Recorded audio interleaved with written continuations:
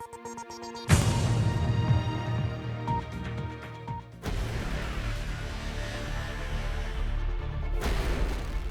le va? Buenas noches, estamos en Secretos del Poder. Licenciado Alfredo Blanco, ¿cómo le va? ¿Qué tal? ¿Cómo estás, Julio? ¿Cómo ha empezado febrero? ¿Tan bien como Marcos Labaña o no? Parece que mejor que Marcos. Un poquito mejor. Un poquito mejor, pero bueno, vamos a hablar de eso en la editorial, sobre el tema de la credibilidad de la estadística oficial. Bueno, porque mucha gente, a partir de la salida de Labaña y tal vez antes, estaba ahí preocupada por el hecho de una medición de la inflación que parecía no coincidir con lo que la gente siente en el bolsillo, ¿no? Eso históricamente ha sido así porque el indicador muestra cómo evoluciona una canasta que no necesariamente es la canasta que consume Kloppenburg o que consume Croce, digamos. Claro. ¿No? Menciona el productor. Y ahí estamos entonces con un problema real. Bueno, esto va a ser el motivo, entre otras cuestiones, por ejemplo, el tema del Fondo Monetario Internacional y algún dicho de Luis Toto Caputo de la editorial de Alfredo Blanco. Pero tenemos visitas realmente muy importantes hoy. Sí, bueno, hoy nos distingue porque nos visita, además recién llegado prácticamente, el ministro de la provincia, Guillermo Acosta, con quien vamos a hablar respecto de la última emisión, digamos, de deuda de la provincia. Bueno, y también seguramente va a ser una muy buena oportunidad para hablar de cómo se invierte ese dinero que se toma en el momento de la deuda. La obra, digamos. Hay una parte que va a obra y hay una parte que recompra deuda. Y hay otra cuestión también por ahí, no es una explicación que tenga que dar a Acosta, pero digo, ha habido muchas críticas de la oposición respecto a la oportunidad de ciertos gastos, como por ejemplo la inversión en seguridad. Sí. Bueno, seguramente de esto vas a poder hablar. Y también un hombre que ha sido funcionario de José Manuel de la Sota, un incondicional de la Sota, que salió del gobierno y hoy es algo así como una especie de asesor internacional.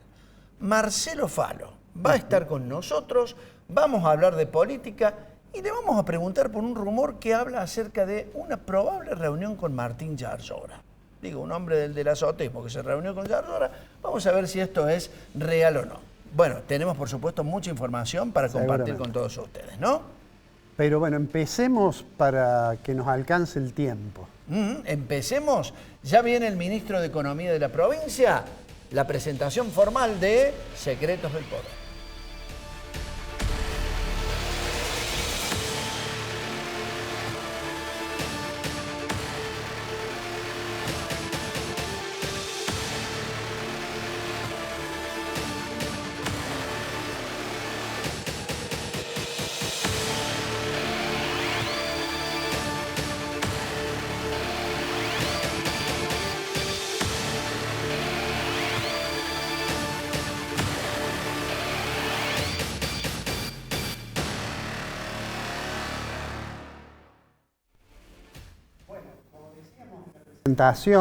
Hoy tenemos el gusto y la distinción de recibir un ministro del gabinete provincial y un ministro importante, yo diría de los más cercanos al gobernador, que además se ha hecho un lugar en su agenda para acercarse al estudio, aunque hace 48 horas estaba en Estados Unidos.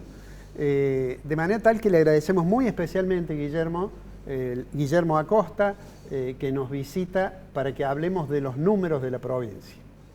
Gracias por la invitación, como siempre.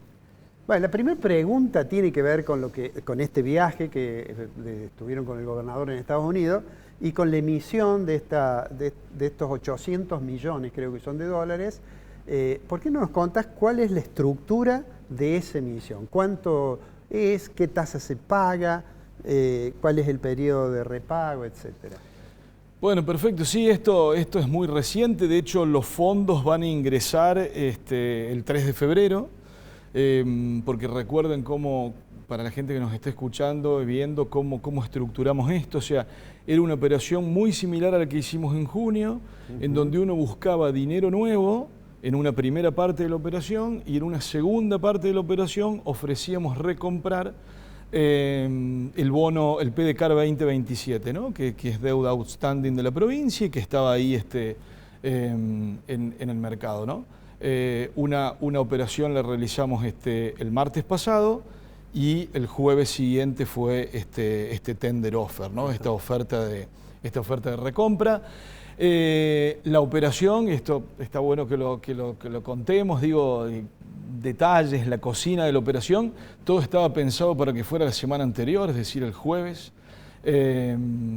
Y ahí hay un montón de cosas que uno no controla, ¿no? Es decir, qué pasa con el mercado internacional, algún cuestión con respecto a Japón, que había decidido bajar impuestos, y entonces eso cómo le pegaba ya unos números fiscales de Japón que venían deteriorados, más Trump hablando sobre Groenlandia y el impacto que eso tuvo sobre el mercado europeo. Y bueno, esto es una cuestión de horarios, ¿no? Abrió mal el mercado asiático, abrió mal el mercado europeo, abrió mal el mercado americano, ¿no? Entonces nosotros tuvimos que posponer nuestro roadshow, digo, las oficinas de estos fondos de inversión no tienen gran cantidad de gente, ¿no? Entonces uno tiene que entender que Latinoamérica es periférica, y dentro de Latinoamérica una provincia como Córdoba está dentro de un país como Argentina que todavía no volvió al mercado internacional, ¿no? Entonces realmente hay que esperar una coyuntura muy buena del mercado para poder hacer una oferta. En estas operaciones el gobierno de Córdoba no está solo, digo, tiene sus asesores internacionales, los bancos JP Morgan y Santander Global. Entonces la recomendación, bueno, fue esperar, ¿no? Y fue muy positivo. Digo, el martes que hicimos el pricing, es decir, el día en donde uno recibe las ofertas por parte de los inversores, el mercado estaba mucho mejor que el jueves que inicialmente pensábamos salir. Esto nos llevó a tener un libro de algo más de 1.600 millones de dólares. Nosotros teníamos una idea inicial de 500 millones de dólares, teníamos un tope del Ministerio de Economía de la Nación, digo, esto tiene que quedar claro. Los gobiernos subnacionales pueden tomar deuda en el exterior, pero por la ley de responsabilidad fiscal necesitamos una autorización del Ministerio de Economía de Nación. Esa autorización decía hasta 500 millones de dólares, con una tasa que tiene que ser inferior al 9. ¿Por qué? Porque Nación no solamente te topea el monto, sino que también puede topear la tasa.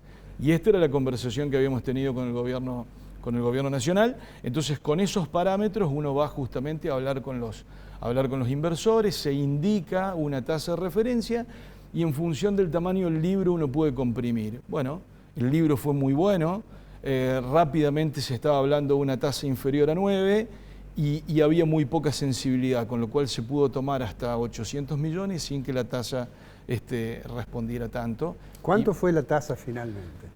Hay dos cosas. Nosotros lo que anunciamos fue cupón, el cupón es 8.60, la TIR, la tasa de interés de retorno de toda la operación, es 8.95. Y hablamos de cupón porque en lo que tiene que ver con los subnacionales argentinos, otras regiones que salieron hacen mucho hincapié en su cupón. Entonces, nosotros también hablamos del cupón para que sea comparable, ¿no? Porque en estos días surgió, bueno, ¿qué hizo Santa Fe? Bueno, Santa Fe anunció un cupón de 8.10. El cupón nuestro es 8.60, eso es lo que lo hace estrictamente comparable. ¿Qué distinguió a la operación de Córdoba? El plazo. Hemos llegado a 9 años de plazo, es el subnacional de más largo plazo. La provincia de Santa Fe también salió a 9 años, porque alguien conocido del mercado nos está escuchando y dice Santa Fe también colocó a 9, pero con mayor cantidad de amortizaciones. Entonces eso hace a nuestro título un poco más exigente.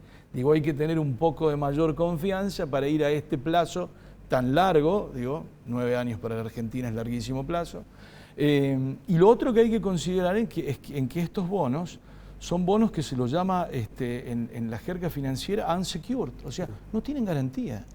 Realmente el inversor que le presta a la provincia de Córdoba 9 años de plazo con un cupón de 8.60, confía en la información que la provincia le da en el roadshow, confía en los bancos asesores de toda la operación. Entonces, eso es lo que realmente nos traemos a Córdoba, digo, el apoyo del mercado financiero internacional. El mercado no tiene ideología, mira un proyecto, mira la historia, mira la propuesta y acompaña. La otra cuestión que también nos sorprendió fue la participación por origen. En la salida de junio era mucho fondo americano que conoce más a Latinoamérica. En esta hay un mayor peso de fondos británicos, pero aparecieron fondos de Luxemburgo, Alemania, Austria, Italia. Es decir, hubo una mayor atomización en función del origen. Los nacionales, igual que en junio, nos acompañaron y muy bien. Gracias por hacer esa pregunta. Al 40% de los 800 millones de dólares son fondos argentinos, que no necesariamente estaban en la Argentina. Y dentro de los argentinos hubo una muy buena participación de los cordobeses, eso también lo destacamos, también lo agradecemos. Digo, el que está más cerca de Córdoba es el que mejor conoce el crédito de la provincia, el carácter del emisor, y eso no dejó de sorprender, ¿no? En junio también fueron 40% los argentinos y hubo un monto similar de los colocadores cordobeses. Eso también la provincia lo trabaja de manera deliberada. Cuando uno ve la operación, ve los logos de JP Morgan, ve el logo de Santander, ve el logo de Joint Book Runner de Balance, de Puente, pero después están todos los colocadores. Y ahí uno ve el logo de Banco Galicia, ve el logo de Banco Macro, algunas ALICs de Buenos Aires, y están los logos de las ALICs de Córdoba. Está BCR, está SIC. Digo, también de alguna manera con esto queremos estimular el mercado financiero de Córdoba. Sabemos que Córdoba es una plaza financiera interesante. Esta participación de fondos locales no se da en otros subnacionales, o sea, que eso es algo que realmente distingue a Córdoba como plaza financiera, ¿no? Bueno, tenemos los 800 millones. ¿Los van a ingresar todos el día 3 de febrero o va a ser en la medida en que haya necesidades financieras? No, a ver, hay una fecha límite, que es que si uno quiere seguir participando del mercado único libre de cambios, el MULC, sí, tanto las empresas como los subnacionales tenemos 180 días para ingresar los fondos. O sea que como máximo uno puede tenerlos afuera hasta 180 días. La idea es ir ingresándolos a medida que haya certificados de obra. Eso fue lo que hicimos con los fondos captados también en junio. En aquel caso, buena parte de los fondos que se tomaron fueron a recomprar el título, el PDCAR 2027. Una parte había quedado. Habían quedado 116 millones de dólares después de una pequeña amortización, y de esos 116 millones de dólares, el 28,7 entró en este tender. Con lo cual, digo, eso... La lectura que nosotros hacemos es positiva. Digo, evidentemente, frente a una oportunidad de recompra, hay inversores que deciden retener el título de Córdoba en su cartera, ¿no? En algunos casos porque seguramente hay mucha atomización y hay inversores que no se enteraron tarde o hubo algún problema de comunicación. Digo, uno no habla directamente con los tenedores, sino que habla justamente con los organismos de custodia de esos fondos, ¿no? Recuerden que este título 2027 es un título que se reestructuró en enero del 2021, entonces digo, hubo mucho cambio de manos. Ahora algo que está distinguiendo a Córdoba es que hay un trabajo muy importante de relación con el inversor. Lo que no queremos perder es ese vínculo de saber quién tiene el título, con lo cual armamos una página que va a estar disponible en estos días, está funcionando en una versión beta, en una versión de prueba, en donde permanentemente vamos a ir sumando información actualizada de la provincia de Córdoba, comunicación vía mails, y de esa manera ir siguiendo un poco quiénes son los tenedores de nuestro título. Y otro dato para destacar tiene que ver con esto, el origen de los fondos. Y ahí sin dudas esto tiene una alta correlación con lo que se llaman estas acciones de non-deal roadshow, es decir, salgo a dar una vuelta, cuento cómo estoy, sin idea de hacer una colocación. Eso lo hicimos durante el año pasado con el gobernador, hicimos varios de ellos. Puntualmente hubo uno muy positivo que fue en octubre en Londres, desayuno, el gobernador se sentó, 15 fondos que había convocado la embajada argentina en el Reino Unido, y durante 2 horas, libro abierto, presentación de la provincia y después el gobernador contestando preguntas, ¿no? Entonces, eso a los fondos le muestra cercanía, le muestra transparencia. Acá está sentada la máxima autoridad de la provincia. Tengo una pregunta. La provincia tiene, bueno, 2 preguntas. La primera es cuál es el nivel de deuda que tiene la provincia, y la segunda, cómo es la composición por moneda, y si la composición por moneda es muy importante, la participación de moneda extranjera, si no temen la posibilidad de una modificación de tipo de cambio que traiga dificultades. La deuda de la provincia es de 2.200 billions, 2.200 millones de dólares al 31 de diciembre. Eso representa un porcentaje muy bajo en relación al Producto Bruto de la provincia, muy pocos meses si uno lo compara con lo que son los ingresos mensuales que tiene la provincia. Estamos muy lejos del techo del 15% de los ingresos netos que establece la Ley de Responsabilidad Fiscal, es decir, están muy holgados esos parámetros, ¿no? Eso le baja mucho, obviamente, el riesgo a la provincia. De esos 2.200 millones de dólares, casi el 12% está en pesos. Es cierto que... ¿Ajustable? Tenemos pesos ajustados por SER y pesos ajustados por tasa. Sí. Acuérdense que nosotros estuvimos en el mercado doméstico hace muy poquitito, en diciembre, la primera semana de diciembre, y ahí la provincia colocó 2 series, una que era ajustada por inflación y otra propuesta fue tasa. ¿Por qué? Bueno, veíamos que el mercado estaba como bastante dividido, pero siempre en pesos. Entonces, hoy la deuda, 31 del 12, que es donde cerramos el año y tenemos una información clara, y bien concisa y bien armada, 12%. Es cierto que si nos vamos 2 años hacia atrás, ese 12 era 2. Entonces pasamos de tener casi un 100% en moneda extranjera a que ya pesos representen un 12%. Y esto lo vamos a ir cuidando y lo vamos a ir ampliando porque para el inversor internacional es importante ver que la provincia tiene otra fuente alternativa de financiamiento que es el mercado doméstico. Seguramente nos está escuchando gente del mercado, el mercado doméstico argentino. Siempre tenemos dudas con respecto a la profundidad, es decir, cuánta plata hay, es corto en plazo. Ustedes imagínense que el título más largo plazo que hay en Argentina es de Córdoba, 24 meses. Claro. Entonces, si vamos al mercado internacional, Córdoba siempre hace el esfuerzo, en donde trabajamos no solo para nosotros, sino para todo el mercado, de tratar de ir marcando un punto más en la curva, un punto que esté en la curva más lejano y que le da un horizonte no solo al sector público, sino también al sector privado. Porque con el título que colocó Córdoba en diciembre del año pasado, ya hay una referencia a 24 meses. Entonces ahora lo que buscaríamos nosotros es ir un poquitito más allá. Te hago una pregunta, tengo muchísimas preguntas, pero... Te hago una pregunta, ¿en los 2.200 millones de dólares que debe la provincia están incluidos estos 800?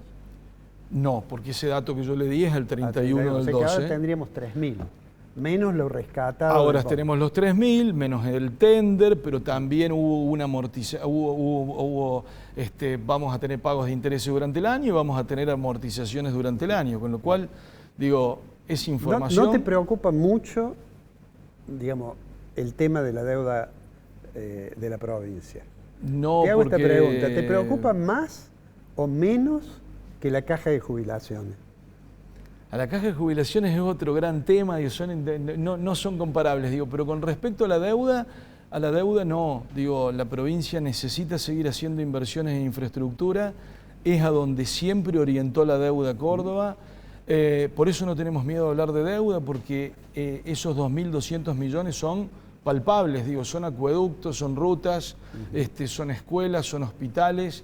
Nunca se tomó deuda para financiar este gasto corriente. Inclusive, esta nueva colocación está muy claro en su prospecto, que es infraestructura y administración de pasivos. ¿Sí? Es decir, puedo pagar otra deuda, puedo hacer una recompra o infraestructura, no tengo otra alternativa. Decime algo de la caja. Caja de jubilaciones es un tema que le preocupa mucho al gobierno y por eso el gobernador hacia fines del año pasado llevó adelante una reforma previsional. Es bueno que hablemos de esto porque estuve leyendo que se dice, si es una reforma que no tiene impacto en el déficit, eso no es así. La reforma tiene un impacto en el déficit, lo reduce, nos ayuda a que ese problema sea un problema menor. Y por otro lado, la reforma previsional, hay más de 50.000 personas que tienen una situación que está mejor porque alcanzaron ese 82% buscado, deseable, esperado. El gobernador anunció que va a ampliar eso a más jubilados. Va a ampliar las mínimas, lo anunció el domingo para que lleguen a los 800.000 pesos. Pero seguro nos están escuchando jubilados de la provincia, había una demanda enorme por el tema del Fondo Solidario. Bueno, el Fondo Solidario también se modificó, hay 10.000 personas que ya no están alcanzadas justamente por esa reducción que implicaba el Fondo Solidario, y para los que quedaron alcanzados por el Fondo Solidario, están alcanzados pero de una manera más progresiva, es decir, no todos por igual, con lo cual también hay muchas personas que ahí tuvieron un alivio. Es uno de los temas del presupuesto, lo pueden encontrar ahí, son 821.000 millones de pesos los que esperamos que sea el déficit de la caja durante el año. Y después el otro gran renglón es la discusión justamente con el gobierno nacional. De eso te quería preguntar, se me acaba el tiempo, pero decime algo. Tengo que venir otra vez. Pero por supuesto, te vamos a comprometer, porque me quedan allí unos temas que te quería preguntar. Pero de este tema en particular, ¿qué te dice Caputo cuando vos decís, páguenme lo que me deben para la caja de jubilaciones? Bueno, ellos contestan con una oferta. Y el año pasado la oferta de ellos fueron 5.000 millones de pesos mensuales, cuando el déficit mensual, o lo que deberían haber enviado mensualmente, eran 20.000. En ese momento, ¿qué fue lo que tentó a la provincia? No el monto, sino la posibilidad de que en muy pocos meses podamos compatibilizar los números entre nuestra caja y ANSES, porque en el mientras tanto nosotros decimos que nos deben, pero faltaba esa consolidación. Ese trabajo ha avanzado mucho. Deberíamos estar ya por terminar la consolidación del déficit 2023. O sea, imagínense que no teníamos cerrado ni siquiera 2017. Y desde que firmamos este acuerdo en mayo del año pasado hasta hoy, hicimos 17 y 18 hasta estar por terminar el 23. Y bueno, obviamente lo que tenemos que discutir con el gobierno nacional es cómo continúa ese acuerdo durante 2026. Yo lo imagino como un proceso. Digo, obviamente que lo ideal es que nos envíen los 24.000 mensuales que corresponden a 2026. El gobierno nacional también está mirando sus números, también está mirando su equilibrio o tratar de tener un leve superávit. Bueno, no lo llevan por el devengado, lo llevan en base caja. Digo, el criterio es otro, pero en el caso personal mío, digo, también entiendo esa restricción, y con eso tratamos de que esto sea un proceso en donde cada nuevo acuerdo la deje en una mejor situación a la provincia de Córdoba. Guillermo, me han puesto la música porque me he pasado en el tiempo, pero te comprometo porque te vamos a volver a invitar para otros temas que seguramente son muy importantes para la provincia. Muchísimas gracias por haber estado. Vamos a ir ahora a un corte, nuestros anunciantes, y volvemos con un tema muy interesante.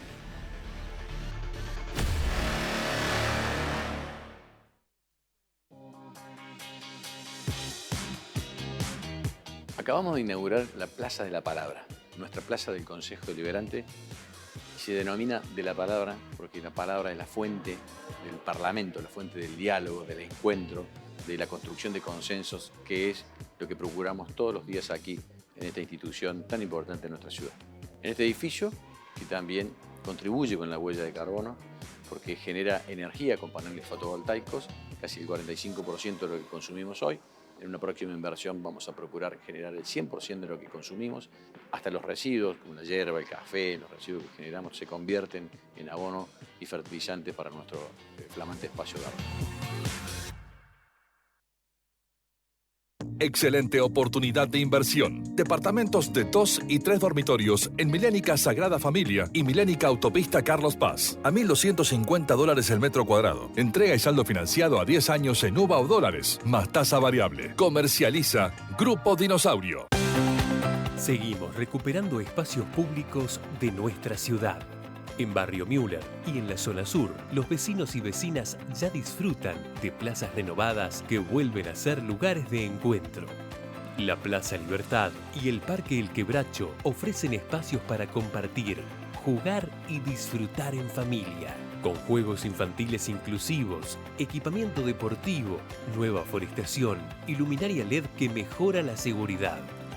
Continuamos impulsando obras que fomentan la convivencia y el bienestar de los vecinos de la ciudad. Córdoba AC. Córdoba sigue. EPEC, a la vanguardia tecnológica. Estamos instalando medidores inteligentes en toda la provincia. Un proyecto único en el país, que te permite consultar tu consumo en tiempo real y administrarlo eficientemente. Un salto de calidad para todos los usuarios. EPEC, la energía de Córdoba. Conocé nuestro espacio Urban Tech, ubicado en Avenida Rafael Núñez 4635, Cerro de las Rosas. Innovación y tecnología en aberturas de PVC. Tus proyectos crean nuestras aberturas. Prestigiosa, inclusiva, precursora, innovadora, proyectada hacia el futuro. Facultad de Ciencias Económicas.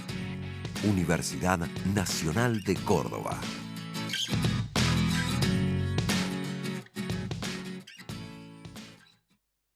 En el campo de la oftalmología, la tecnología y el conocimiento van de la mano. En ONIS llevamos el cuidado de tus ojos al siguiente nivel. Estamos a la vanguardia para mejorar cada día más la visión. Por eso, somos la única clínica en el centro del país con Ingenuity 3D. Al operar en 3D vemos las dimensiones reales del ojo y vemos profundidades que antes no podíamos ver.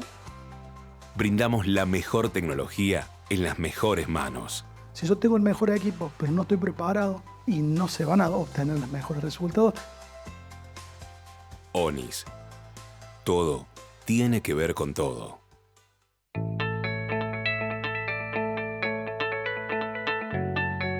¡Hey! Seguinos en TikTok. Sumamos una nueva red social para seguir bien comunicados y de la manera más divertida, donde vas a poder conocer detalles del sistema, información para asociados, nuestras viviendas y algunas perlitas que no te podés perder. Estamos en Facebook, Instagram y ahora también en TikTok. Encontranos como Cooperativa Horizonte.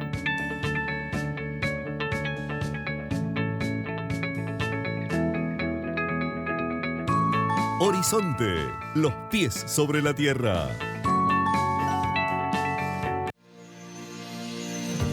Parabrisas Fabicur, la vida más segura.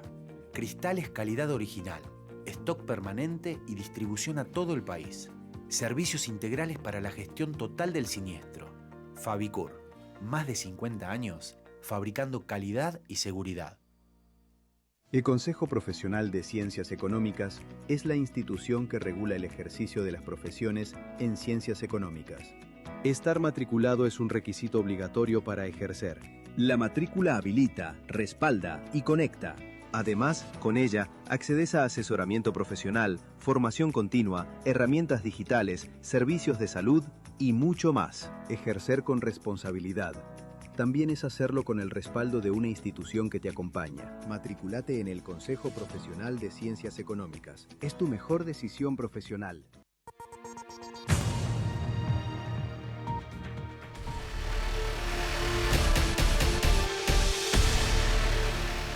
Bueno, interesante bloque con Guillermo Acosta. Seguramente esto se va a convertir en títulos en varios medios en Córdoba, porque habló prácticamente de todo, sobre todo de la cuestión de la toma de deuda. Pero ahora vamos a hablar de política y con un hombre que ha formado parte del riñón político de José Manuel de la Sota. Ha sido funcionario encumbrado del gobierno de la Sotista y hoy es algo así como una suerte de asesor internacional. Marcelo Falo está con nosotros. Bienvenido. Marcelo, buenas noches. ¿Cómo estás? Muchas gracias por la invitación. Bueno, está bien la presentación. Digo, sos asesor de algunos gobiernos en Latinoamérica. Nunca se discute lo que un periodista dice.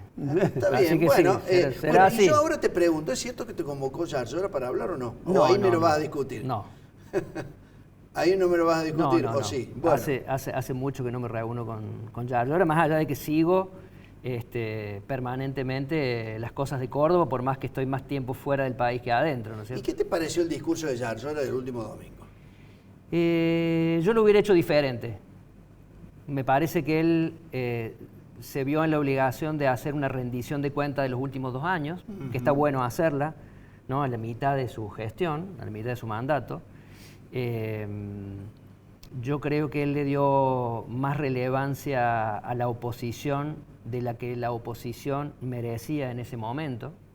Y eso nada más. Me parece que lo que un gobernante tiene que hacer cuando se presenta en la legislatura para abrir un periodo de sesiones ordinarios, tiene que hacer alguna rendición de cuentas, que me parece que ya la hizo, y tiene que hacer un poco una proyección de cuáles son sus planes hacia el futuro, no tanto en el presupuesto, que para eso se discute el presupuesto en la legislatura, sino su mirada sobre la provincia, su mirada sobre el contexto nacional e internacional, y ahí yo hubiera puesto un poco más de detalle. Pero de todos modos no soy un analista de discursos de gobernadores, salvo que me convoquen para hacerlo, que no fue el caso. Claro. Te hago una pregunta, recién mencionaba Julio de que asesorás a algunos gobiernos de otros países de América Latina. Te hago una pregunta viniendo bien a la Argentina. ¿Cómo ves la actualidad de Argentina? La actualidad política y cómo evalúas la gestión de Milei. Mira, primero es difícil hacer un análisis de Argentina sin ponerla en un contexto internacional muy complejo.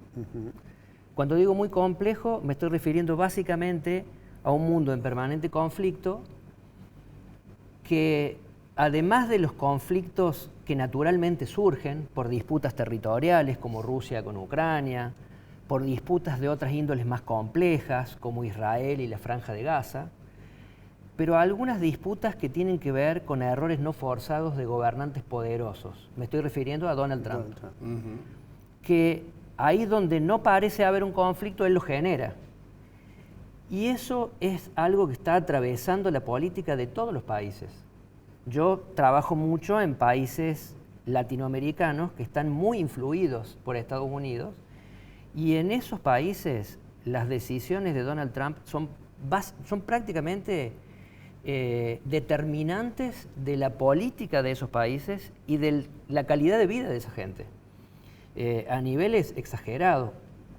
Casi te diría que Estados Unidos poniendo un pie en países cercanos políticamente, o cercanos económicamente, o cercanos por la cantidad de migrantes de esos países en Estados Unidos, y una decisión de Donald Trump es determinante para un proceso electoral. Lo fue en la Argentina, lo fue en Honduras, lo fue y ahora en Costa Rica. En Chile, ahora en Costa Rica, pero en Argentina y en Honduras fue casi una intervención desaforada, ¿no?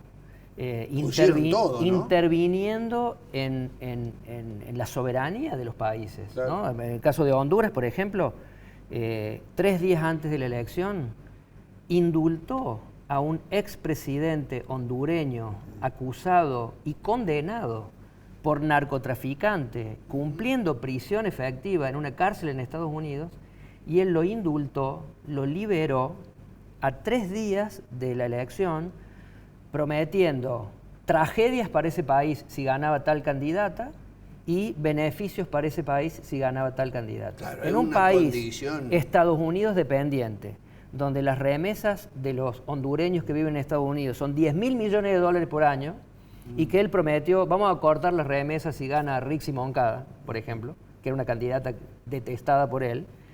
Y bueno, terminó la elección volcándose en 2 días a favor del candidato bendecido por Donald Trump, que no era el candidato bendecido por los hondureños.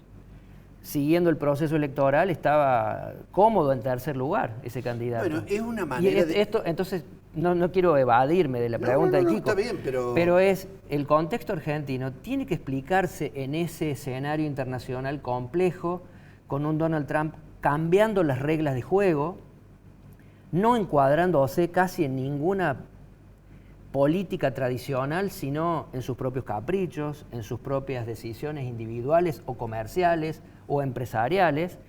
Entonces tiene una injerencia en Argentina descomunal también. De hecho, el proceso, la elección vimos, ¿no? No solamente la elección. Yo te pregunto esto, que tal vez es una cuestión más para Alfredo, que es economista, pero en algún momento el gobierno nacional sale del atolladero, paga un primer vencimiento en el primer mes de 4.000 y pico millones de dólares, y ayer paga un vencimiento de intereses, con ayuda de Estados Unidos. Digo, es una nueva manera de gobernar y de hacer política en esos países que podríamos llamar, forman parte del patio trasero de Estados Unidos, digo, por la Argentina, ¿no? Bueno, es que hoy me parece a mí que el mundo se ha dividido en aquellos que tienen vínculos con Donald Trump, aunque no sean ni siquiera vínculos comerciales, a veces vínculos ideológicos o vínculos de chupamedismo, digamos, o sea... Más que relaciones carnales. Tiene un grupo de amigotes que integran ahora este Consejo de la Paz, que uno no ve ningún país serio ahí. O sea, no ve el aspiracional de países serios, democráticos, estables. No hay ninguno de esos países en ese consejo, que es un poco un club de amigos que me parece que ha hecho Donald Trump, en donde tiene esto, ¿no? Bendecir y apoyar a sus amigotes, más allá de sus comportamientos democráticos, no. Es uno de los temas que más me preocupa. Pareciera que la democracia ha pasado a un segundo término. O sea, hoy no diría que Estados Unidos es un país tradicionalmente democrático. Tampoco digo la barbaridad de que sea un totalitarismo, una dictadura o cosa parecida, pero no es un país que los libros de ciencia política nos ilustran como democráticos, y mucho menos cuando tienen esas aspiraciones imperialistas que creíamos que quedaba o para países prácticamente incivilizados o para países del pasado, y no que ahora íbamos a tener que ver a Canadá tratando de defenderse de una injerencia exagerada de Estados Unidos, o a Dinamarca teniendo que decidir si están de acuerdo o no con la decisión de Donald Trump de apropiarse de Groenlandia y cosas parecidas. En este contexto, Milei ha acertado en tener al matón del barrio de su lado, pero convengamos que todo lo que está haciendo Milei en Argentina tiene poco que ver con la democracia, tiene poco que ver con la estabilidad y tiene poco que ver con el respeto de los derechos de las personas, entre otros de los periodistas, que parecen ser un blanco predilecto de Milei. Y siempre nos enseñaron, y uno mismo aprende en el derrotero de la política, en el que tengo mucha experiencia, uno siempre ha aprendido que el periodismo es un poco el contrapeso del poder. Por lo tanto, bienvenida la libertad de expresión y de prensa, porque eso permite de alguna manera denunciar al poder, contrastar mentiras con verdades y hacerlo de manera seria. Y hoy pareciera que hasta en el periodismo hay aquellos periodistas que tienen todavía la capacidad o la posibilidad de contrastar ideas con la del gobierno, y aquellos que son directamente serviles a las decisiones que toma Milei. Apéndices. Y en este contexto, la economía argentina no está bien. Hay algunos sectores que están bien. Hoy escuché de algún informe que no recuerdo, pero Kiko debe saber seguramente porque debe haberlo recibido. Yo no lo recibí, pero leí sobre eso. Un informe en donde hay el 50% de los sectores económicos de la Argentina están peor, un 40% están igual de mal y un 10% tienen más prosperidad que antes. Claramente el sector de la minería, claramente el sector petrolero y algunos pocos más. Y el sector financiero, claramente. Pero todo lo que conocíamos como una industria próspera en Argentina ha desaparecido, el trabajo registrado ha caído, el consumo está decayendo. Si uno compara los promedios, puede que no haya caído tanto, pero si uno va a los segmentos, la clase media ha derrumbado prácticamente en su consumo. Entonces, la verdad no estamos por buen camino. No pretende ser una crítica económica o técnica, es una crítica política. La Argentina no parece haber estado en un buen camino. ¿Qué tiene a favor Milei? Que el pánico al kirchnerismo es enorme. Entonces, la gente no se acuerda de los años buenos de kirchnerismo, se acuerda de los años malos, esto es lógico, la memoria siempre tiende a ser más corta.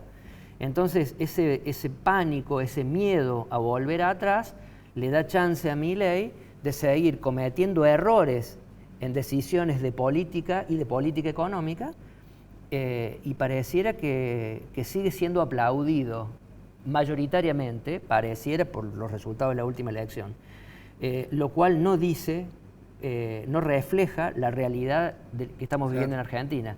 O sea, no estamos atravesando un buen momento en cuanto a libertades, no estamos atravesando un buen momento en cuanto a democracia, no estamos atravesando un buen momento en cuanto a transparencia o en cuanto a gobierno abierto, y no estamos atravesando un buen momento económico.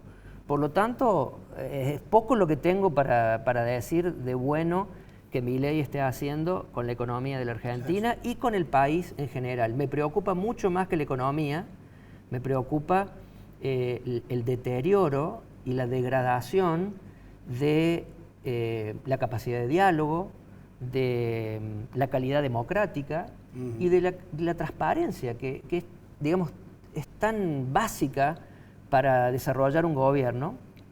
Todavía se ha cumplido un año del caso Libra y pareciera haber habido una sucesión de acciones para tapar eso, para taparlo con otras realidades y con otros ruidos, y todavía no nos han dado una explicación qué pasó con eso, ni con tantos otros temas que merecían una explicación y no la tuvieron. Entonces, eso lo cual no exculpa a los culpables de antes, pero tampoco, permítanme, tampoco tenemos por qué coincidir con los errores actuales, porque el pasado no haya sido todo lo próspero que hubiéramos deseado. Y a mí me preocupa mucho la pérdida de la calidad institucional y democrática. Y si el modelo de Milei es Donald Trump, me preocupa aún más todavía, porque Estados Unidos está convirtiendo a esa superpotencia mundial ya no en un ejemplo o en un espejo donde los países de Occidente se reflejaban, sino prácticamente una vergüenza para el Occidente y para los propios ciudadanos estadounidenses. Decime 3 palabras sobre la oposición a Milei, que da la impresión que no hubiera alternativa, que no se construye una alternativa. Sí, me parece que la oposición todavía está lamiéndose las heridas, curándose los golpes. Hoy yo no veo una oposición a Milei, o sea, veo voces opositoras a Milei, pero no veo una oposición estructurada a Milei. Y eso pasa cuando no hay una oposición al que gobierna mal. Bueno, la gente sigue dándole chances de seguir gobernando. Eso pasa en Argentina, pasa a nivel provincias, pasa a nivel municipalidades. Si la oposición no aparece como seria, y creo que hoy una de las ventajas que tiene Milei, entre otras cosas, es que no tiene una oposición sólida y presentable. Hoy tiene voces opositoras, pero que no configuran una oposición como para que puedan presentarse hoy como una alternativa a Milei. Pareciera más bien que Milei se va a enfrentar en el año 2027 a grupos que tienen que ver con la Libertad Avanza y que están desconformes con el liderazgo de Milei, más que con una oposición estructurada y sólida que pueda enfrentarlo. O una alternativa. Marcelo Falo, te agradecemos por esta oportunidad para escuchar el análisis que has hecho sobre política internacional y también, ¿por qué no?, lo que está viviendo el país y Córdoba. Te agradecemos muchísimo. Yo soy el agradecido que me hayan invitado. Muchas gracias. Marcelo Falo, vamos a la última pausa en el programa en instantes. Editorial Económica con Alfredo Blanco aquí en el programa. No se vayan.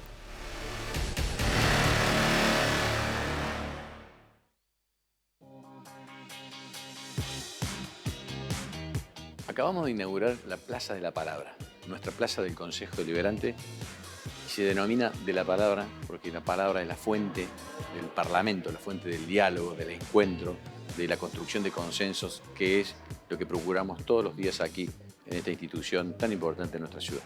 En este edificio, que también contribuye con la huella de carbono, porque genera energía con paneles fotovoltaicos, casi el 45% de lo que consumimos hoy. En una próxima inversión vamos a procurar generar el 100% de lo que consumimos, hasta los residuos, como la hierba, el café, los residuos que generamos se convierten en abono y fertilizante para nuestro flamante espacio verde. Excelente oportunidad de inversión. Departamentos de 2 y 3 dormitorios en Milénica Sagrada Familia y Milénica Autopista Carlos Paz. A $1.250 el metro cuadrado. Entrega y saldo financiado a 10 años en UVA o dólares, más tasa variable. Comercializa Grupo Dinosaurio. Seguimos recuperando espacios públicos de nuestra ciudad. En Barrio Müller y en la zona sur, los vecinos y vecinas ya disfrutan de plazas renovadas que vuelven a ser lugares de encuentro. La Plaza Libertad y el Parque El Quebracho ofrecen espacios para compartir, jugar y disfrutar en familia, con juegos infantiles inclusivos, equipamiento deportivo, nueva forestación y luminaria LED que mejora la seguridad. Continuamos impulsando obras que fomentan la convivencia y el bienestar de los vecinos de la ciudad. Córdoba AC. Córdoba sigue. EPEC, a la vanguardia tecnológica. Estamos instalando medidores inteligentes en toda la provincia. Un proyecto único en el país que te permite consultar tu consumo en tiempo real y administrarlo eficientemente. Un salto de calidad para todos los usuarios.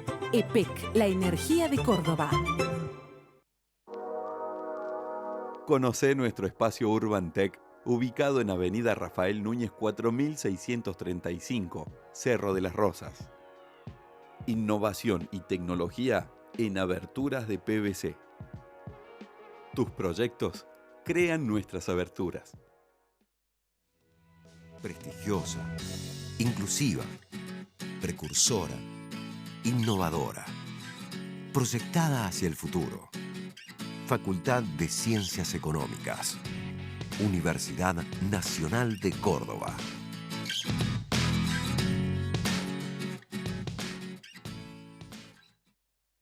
En el campo de la oftalmología, la tecnología y el conocimiento van de la mano. En ONIS llevamos el cuidado de tus ojos al siguiente nivel.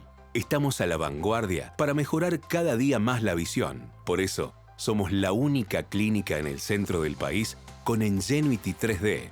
Al operar en 3D vemos las dimensiones reales del ojo y vemos profundidades que antes no podíamos ver. Brindamos la mejor tecnología en las mejores manos. Si yo tengo el mejor equipo, pero no estoy preparado y no se van a obtener los mejores resultados. ONIS. Todo tiene que ver con todo.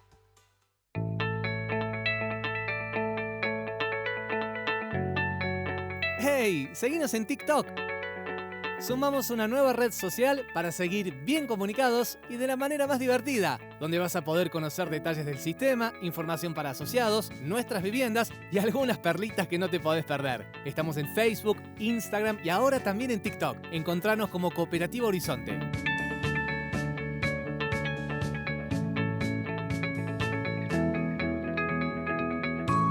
Horizonte, los pies sobre la tierra. Parabrisas Favicur, la vida más segura. Cristales calidad original, stock permanente y distribución a todo el país. Servicios integrales para la gestión total del siniestro. Favicur, más de 50 años fabricando calidad y seguridad. El Consejo Profesional de Ciencias Económicas es la institución que regula el ejercicio de las profesiones en ciencias económicas. Estar matriculado es un requisito obligatorio para ejercer. La matrícula habilita, respalda y conecta. Además, con ella, accedes a asesoramiento profesional, formación continua, herramientas digitales, servicios de salud y mucho más. Ejercer con responsabilidad también es hacerlo con el respaldo de una institución que te acompaña. Matriculate en el Consejo Profesional de Ciencias Económicas. Es tu mejor decisión profesional.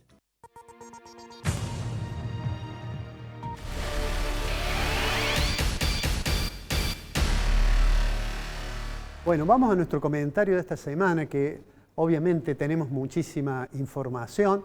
Vamos a comenzar hablando de una situación que se ha conocido. Argentina tenía un compromiso de pagar $800 millones al Fondo Monetario Internacional y se hizo una operación en la cual aparece nuevamente la figura del secretario del Tesoro de los Estados Unidos, Scott Bessent, que le facilita a Argentina los recursos para hacer ese pago.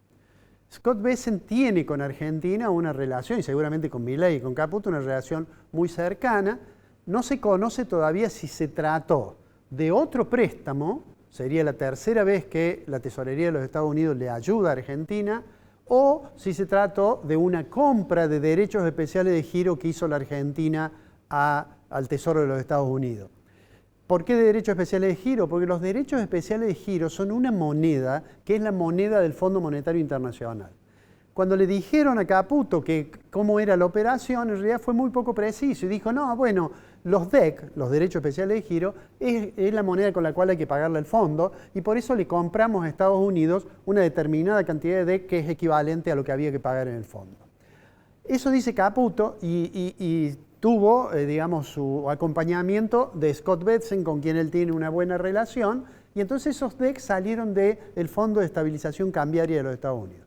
Vamos a dar una precisión que Caputo no ha dado. Uno, el fondo le puede pagar en dólares si los tiene, no hace falta salir a buscar DEC para pagarle. En los próximos días vamos a saber bien cómo fue esto, pero lo concreto es que el Fondo Monetario Internacional recibirá el pago en tiempo y forma, y creo que es una buena noticia para la próxima reunión, que es el control del artículo 4 del Fondo Monetario en Argentina, que viene en el mes de febrero.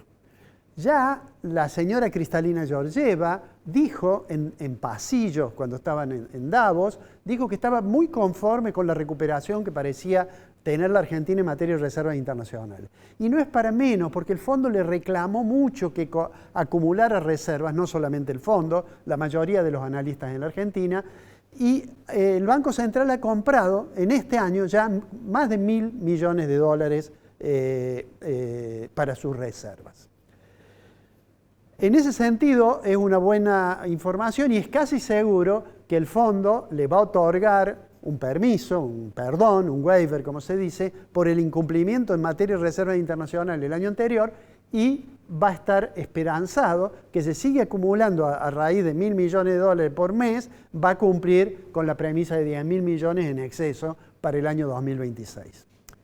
Pero déjenme que diga ahora una cosa que tiene que ver con la placa que ustedes están viendo que dice INDEC. El martes pasado yo hice una referencia al INDEC y fui muy crítico respecto de la conducta del señor Scioli, que había decidido que no había más convenio con el INDEC y por lo tanto las estadísticas de turismo iban a sufrir algún deterioro. Resolvió que no hubiera más. Yo dije, no debe ser por mala intención, en realidad es por ignorancia de Scioli. Pero nadie pensaba que iba a ocurrir algo más con el INDEC. Y lo que ocurrió fue que el martes que viene íbamos a conocer el índice de precios al consumidor, lo íbamos a conocer con la nueva canasta. A ver si aclaramos un poco esto. Mire, hay básicamente tres clases de índices de precios. Unos índices que se llaman de Laspeire, en homenaje a un economista que todo el mundo quiere francés, pero era alemán en el siglo XIX. En realidad el índice de Laspeire es una canasta fija. ¿Qué es una canasta fija? Que en determinado momento, mediante una encuesta, yo determino cuál es la canasta de consumo típica y después voy siguiendo los precios de esa canasta y la diferencia entre un mes al otro me da un indicador de inflación. Esos son los índices de canasta fija. Tiene su problema. El de Argentina tenía el problema, y lo sigue teniendo, que la canasta es del año 2004. Y como puede haber cambio en los hábitos de consumo, deja de ser tan relevante para explicar los movimientos de los precios. Entonces, alguien desarrolló un índice que en lugar de ser una canasta fija, era una canasta que se va actualizando y se va comparando cuánto aumentó. Esos índices que se conocen como índice de canasta variable o índice de Pash, en realidad también tienen otros inconvenientes. Y entonces un notable economista americano, Irving Fisher, dice, voy a hacer un índice que no tenga ni los problemas de canasta fija ni los problemas de canasta variable, o voy a tratar de disminuir los sesgos que puedan tener de subestimar o de sobreestimar la inflación. Y lo que hizo fue calcular un promedio geométrico de los dos indicadores. Bueno, eso es en la academia. En la realidad, en la mayoría de los indicadores de inflación en el mundo, se hace con un índice de Laspeire. Entonces, Argentina a sugerencia de muchos organismos, de muchos analistas, inclusive de algunos del Fondo Monetario Internacional, dijo, tenemos una canasta del 2004, deberíamos tratar de actualizarla. Y el INDEC, que vuelvo a decir aquí, es una oficina estadística realmente que trabaja bien, comenzó a elaborar este índice. Es más, anunció que el martes que viene el índice de precios, lo que normalmente decimos cuánto fue la inflación, iba a ser con la canasta nueva. ¿Por qué se vino demorando? Hay quienes dicen que como en la canasta nueva los servicios públicos tienen más peso, cada vez que hay ajuste en los precios de los servicios públicos, la inflación iba a parecer más alta con la canasta nueva que con la anterior. Y entonces el gobierno lo estaría difiriendo. Lo concreto es que Marco Labaña, un funcionario que fue designado en su momento en la gestión anterior y que permaneció y que le dio, yo creo personalmente, un comportamiento técnico serio al INDEC, renuncia. Y renuncia porque le dijeron que no podía anunciar el martes que viene el índice de precio con la canasta nueva que ya lo tiene. ¿Qué es lo que dijo el ministro Caputo? Bueno, que renunció y que renunció, no tuvo ningún problema en decir, porque le dijeron que no publicara ese índice y porque Milei y Caputo quieren que se publique cuando la inflación haya colapsado. Miren, yo tengo la impresión que más allá de que el índice de este mes de 2,5, 2,4, que el nuevo índice diera 2,6 o 2,5, en realidad lo grave es que aparezca la sensación de que no hay independencia en la oficina de estadística. Lo ideal sería, y ojalá algún legislador alguna vez lo hiciera, una ley que lo declarara autárquico y casi autónomo al INDEC. ¿Por qué? Porque si no, uno se pregunta, ¿y por qué no dieron a conocer el índice nuevo? Entonces muchos dicen, si yo calculo con los nuevos ponderadores los precios del año pasado, la inflación fue más alta que lo que dijo el INDEC. Y empieza esta discusión que es una pérdida de credibilidad en la estadística oficial, lo cual es muy dañino. Eso ya nos ha pasado. En el pasado, una intervención torpe de Moreno, el secretario de Comercio, sobre el INDEC, hizo que comenzaran a salir alternativas al IPC porque se suponía que estaba siendo manipulado. La tentación de los gobiernos en Argentina siempre es esa. Probablemente no todos recuerden que en una época en que Martínez Dios era ministro, como el precio de la carne comenzó a subir, sacó un índice de precio descarnado, le llamaban. Duró un tiempo. Por supuesto, el hecho de intervenir sobre la oficina de estadística es muy malo. Y yo creo que es una muy mala noticia que Marco Labaña haya renunciado, y en particular que lo haya hecho porque aquello que habían anunciado, que era conocer el nuevo índice con la nueva canasta, se ha diferido. Y el ministro Caputo ni siquiera ha dicho hasta cuándo.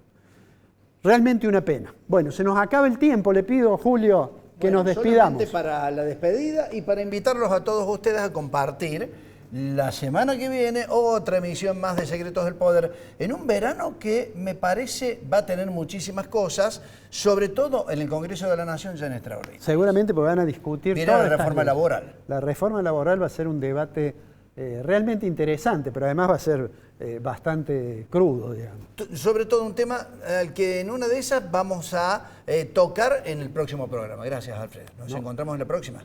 Nos vemos el martes que viene. Gracias, hasta la próxima semana.